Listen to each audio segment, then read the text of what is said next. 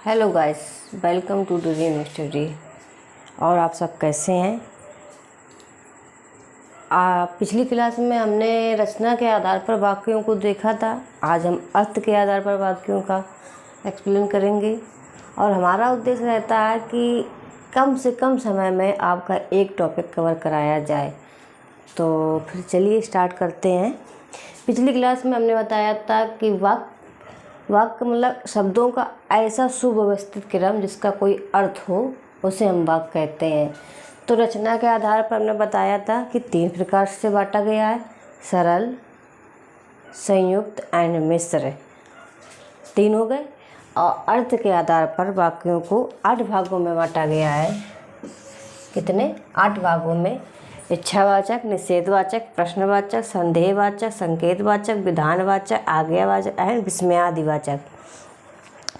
तो फिर चलिए स्टार्ट करते हैं। इस टॉपिक से कंपलसरी है कि 2 से 3 क्वेश्चन बनते ही हैं, तो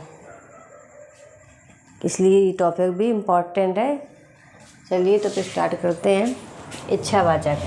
इच्छावाचक वाक्य में इच्छा, शुभकामना,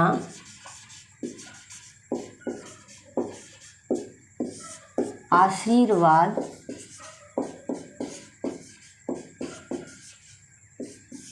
वाद जैसे भाव का बोध होता है, वहाँ इच्छावाचक वाक्य होता है।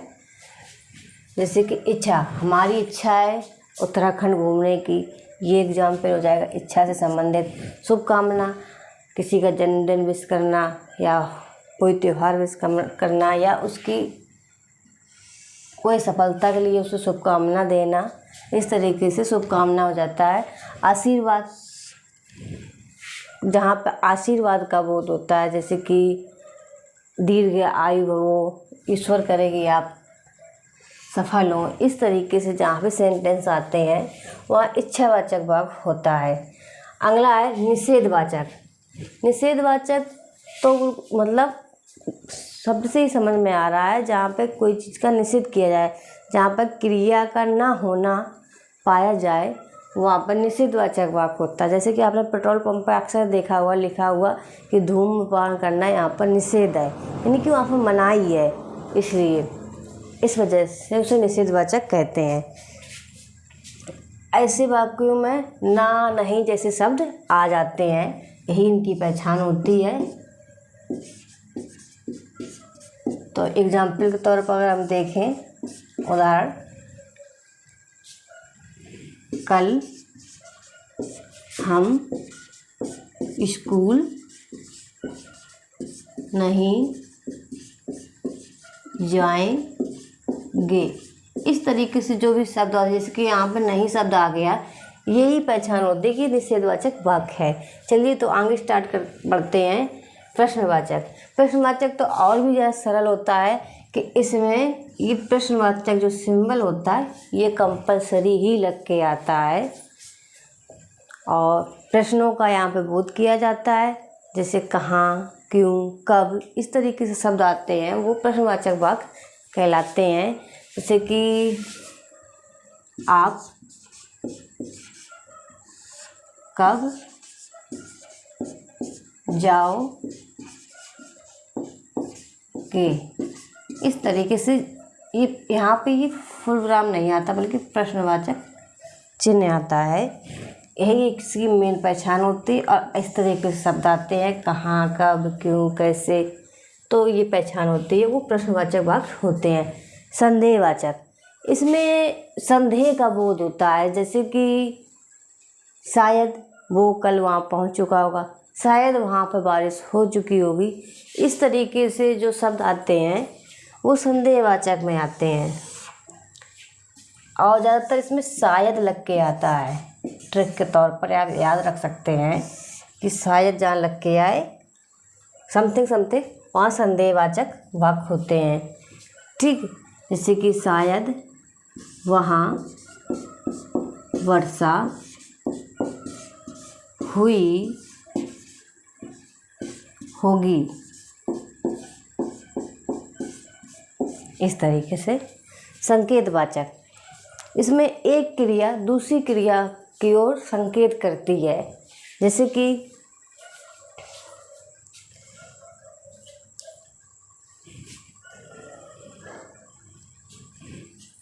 यदि बारिश होती तो पानी की कमी ना होती। मतलब एक क्रिया ये है, एक क्रिया ये है, ना होती।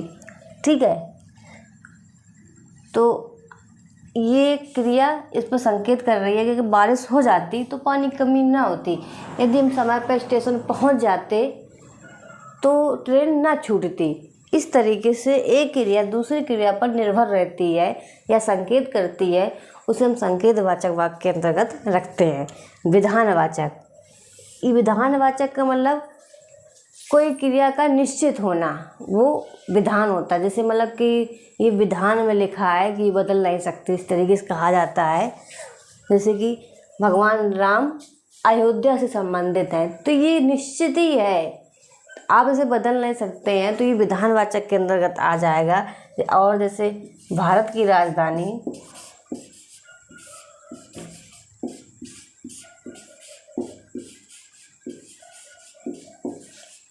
राजधानी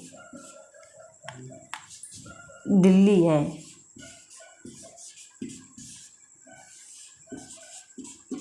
तो ये विधान है, आप इसे बदल नहीं सकते, ये विधानवाचक के अंतर्गत आ जाएगा।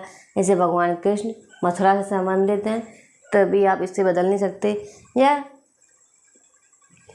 कह दें कि नियति खेल रही है, तो भी एक निश्चित क्रिया हो रही है, हम उससे डिफाइन कर रहे हैं कि वो खेल रही है, तो उसे आप बदल नहीं सकते कि ना वो खेल नहीं रही है, वो कुछ और कर रही है। ऐसा हो ही नहीं सकता कि क्योंकि उसे देख रहे हैं, हम कह रहे हैं, तो वो सच्चाई है। ठीक है, आज्ञावाचक, यहाँ पे आज्ञा, उपदेश, आज्ञा, उपदेश या आदेश या प्रार्थना जैसे भाव का बोध होता है, वहाँ पे आज्ञावाचक वाक्य कहे जाते हैं। तो ऐसे कि आज्ञा दे रहे हैं कि आप जाइए जंगल से लकड़ी काट लाइए, तो ये आज्ञा है। उपदेश दे रहे हैं या आदेश दे रहे हैं, आप एक गिलास पानी दीजिए, ये आदेश दे रहे हैं। या प्रार्थना कर रहे हैं कि आप मेरे चैनल को सब्सक्राइब और लाइक कर दीजिएगा। तो इस तरीके से जहाँ भी आएंगे वो आज्ञावाचक के अंतर्गत रखे जाएंगे। ठीक, विस्मयादिवाचक, तो ये तो और भी सिंबल है। जैसे कि इसमें सिंबल दिया जाता है, इसमें भी एक सिंबल दिया जाता है, एक लाइन होती है और एक नीचे बिंदु होता है, ये इसका सिंबल होता है। जहाँ पे ये लग के आ जाए तो समझ लीजिए कि विस्मयादिवाचक वाक्य है। इसके अंतर्गत आश्चर्य,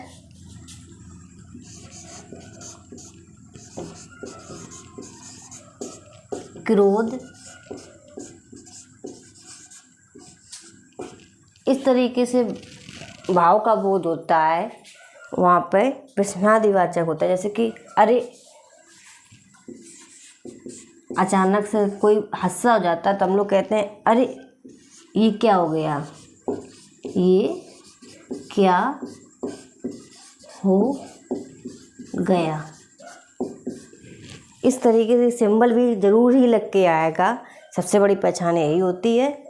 और फिर आप सेंटेंस को पढ़ेंगे, समझेंगे, खुद आपको रियलाइज़ हो जाएगा कि वो किस कैटेगरी में आ रहा है। तो कुल मिला के 8 होते हैं। आप यहाँ पे ही कंफ्यूजन कर देते हैं। आपने देखा कि वाक्य कितने प्रकार के होते हैं, ये नहीं देखते हैं कि अर्थ के आधार पर पूछ रहा है कि या रचना के आधार पर पूछ रहा है। अगर रचना लिख के आए तो वहाँ पर 3 लिखिएगा, अगर अर्थ के आधार पर पूछा जाए तो 8 लिखिएगा। ये बिल्कुल ना भूलिएगा, बच्चे अक्सर यहाँ पर गलतियाँ कर देते हैं। और ये 8 प्रकार के होते हैं: इच्छा, निषेध, प्रश्नवाचक, संदेहवाचक, संकेतवाचक, विधानवाचक, आज्ञावाचक, विस्मयादिवाचक। आपको ऐसे याद करने की बिल्कुल ज़रूरत नहीं है, रटने की ज़रूरत नहीं है। आपके सामने एक एग्जाम्पल होगा, इसमें से चारों में से कोई ऑप्शन होगा, उसमें से एक सही होगा। पहचानने के लिए जहाँ इच्छा का बोध हो रहा है तो इच्छावाचक हो जाएगा, जहाँ ना नहीं आ रहा है तो वो निषेधवाचक आ जाएगा, जहाँ पे प्रश्नवाचक आ रहा है तो वो प्रश्नवाचक आ जाएगा। अब इसमें आदि बात तो ये समझ लाए। और संकेत, संदेह, विधान, ये आपको थोड़ा समझना पड़ेगा कि बाकी कहना क्या चाह रहा है, इसमें किस चीज़ का भाव प्रकट हो रहा है, तो आपको समझ में आ जाएगा, ज़्यादा कठिन नहीं होता है। तो इस तरीके से आपका ये टॉपिक भी समाप्त हो गया और लगभग 3 नंबर आपके पक्के। अगर आप 2-3 बार एक वाली वीडियो देख लोगे, कम से कम ज़्यादा से 7-8 मिनट की बन पाएगी, आप ये देख लोगे तो आपको कोई टेंशन की ज़रूरत नहीं है। 3 नंबर आपके पक्के हो जाएंगे और एक एक नंबर से जब आँख से निकल जाती, तो इसलिए हर एक टॉपिक छोटा से छोटा, आप कहोगे हिंदी है अच्छे से मतलब लास्ट में कर लेंगे, छोड़ दे रहे हैं, पर हिंदी तो है, इससे तो अच्छी सी मार्किंग निश्चित की जाती है। आप लोगों की यही गलतफहमी होती है, कठिन कठिन जो सब्जेक्ट आपको लगते हैं वो आप पढ़ते रहते हैं और नॉर्मल वाले छोड़ देते हैं, और इससे बारीकी से क्वेश्चन पूछे जाते हैं, अंदर घुस के आप समझ नहीं पाते हैं, और जो सरल होता उसी में आपके नंबर कम आ जाते हैं। इसलिए गलती ये बिल्कुल ना करें, जो उसमें सरल लग रहा है उसको भी ध्यान से पढ़ लें, क्योंकि अच्छे नंबर यहीं से लिए जाते हैं जहाँ सरल तुम्हें लगता है। चलिए तो फिर इस टॉपिक को यहाँ ख़त्म करते हैं। बहुत बहुत धन्यवाद।